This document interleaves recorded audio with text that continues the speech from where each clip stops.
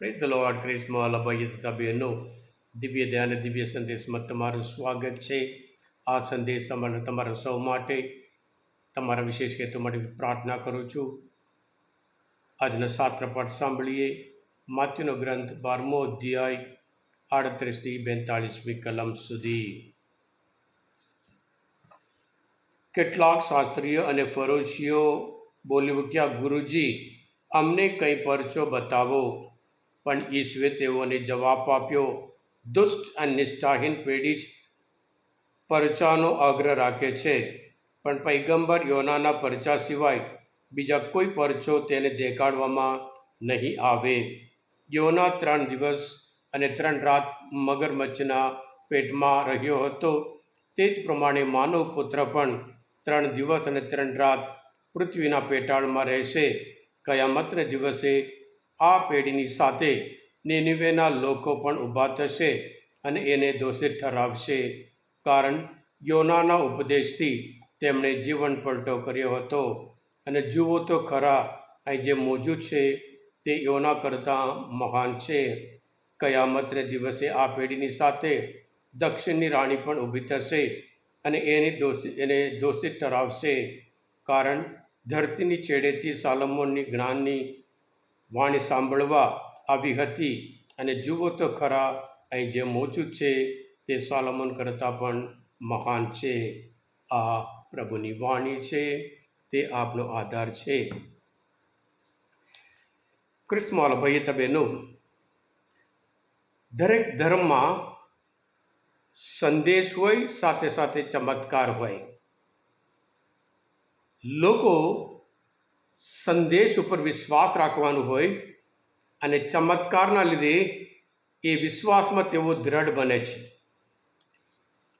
Paul પોતે કોરિન્થના ધર્મસભા લખતા 1 અધ્યાયમાં 22મી કલમમાં કહે છે, યહૂદીઓ પરચારૂપી પુરાવા જોવા માગે છે અને ગ્રીકો જ્ઞાનની શોધમાં છે, પણ અમે ખ્રિસ્તની ઘોષણા કરીએ છીએ, અને તે પણ ક્રૂસે જડાયેલા ખ્રિસ્તની.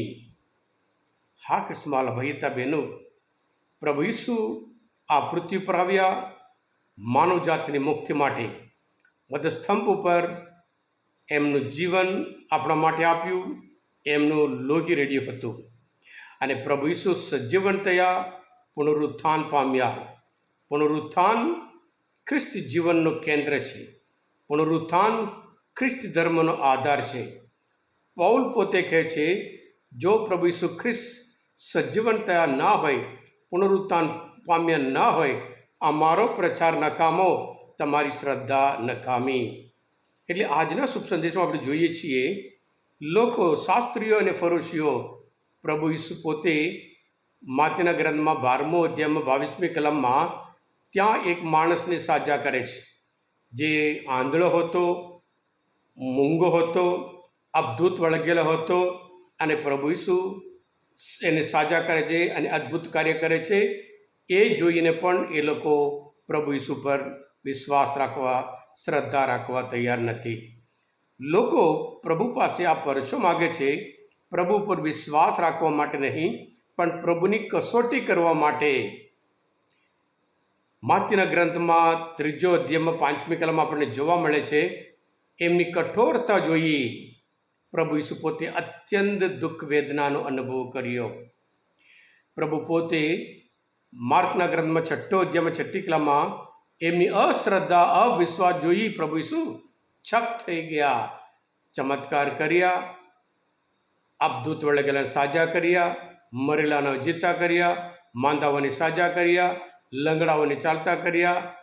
આ બધું કર્યા પછી પણ તેઓ પ્રભુ ઈસુ પર વિશ્વાસ રાખવા તૈયાર નથી. એટલે પ્રભુ કહે છે કે યોનાના પરચા સિવાય, જેવી રીતે યોના મચ્છીના પેટમાં 3 દિવસ હતા અને પછી આવ્યા, એવી જ રીતે પ્રભુ ઈસુ પણ ધરતીના પેટાળમાં 3 દિવસ રહે છે. 30 દિવસે એ સજીવન થશે. અને યોનાના જે સંદેશ સાંભળી આખા સમાજ, એમણે કીધું હજી 40 દિવસ છે, આખા સામાજિક હૃદય પલટો. અને એવી જ રીતે પ્રભુ સાલોમોનનું જ્ઞાન સાંભળવા માટે દક્ષિણની રાણી આવી એના કરતાં પણ મહાન પ્રભુ ઈસુ પોતે મહાજ્ઞાની છે. તો પણ આ શાસ્ત્રીઓ, આ ફરોશીઓ પ્રભુ ઈસુ પર વિશ્વાસ રાખવા તૈયાર નથી. સત્ય એ છે ક્રિસ્માલાભાઈ ત્યાં બહેનો, જેને વિશ્વાસ હોય તે ચમત્કાર માટેની કે પરચા માટે અપેક્ષા નહીં રાખે. જે ખરેખર પરચા રૂપે આધાર રાખે એને ખરેખર વિશ્વાસ નથી, એ સાચી વાત છે. હા ક્રિસ્માલાભાઈ ત્યાં બહેનો, આજના મનચિંતન શાસ્ત્ર પાઠ સમજવા માટે, પ્રભુશ્રી ઓળખવા માટે તરફ થયા હોય, તમે પોતે દિવ્ય દયાનો દિવ્ય સંદેશ સબસ્ક્રાઈબ કરજો અને બીજાને પણ ફોરવર્ડ કરજો. કારણ તમે બધા આશીર્વાદિત છો, અભિષિક્ત છો. પ્રભુ ઈસુ તમારા ઉપર વિશ્વાસ રાખું છું. બોલો દિવ્ય દયાનો જય. God bless you all.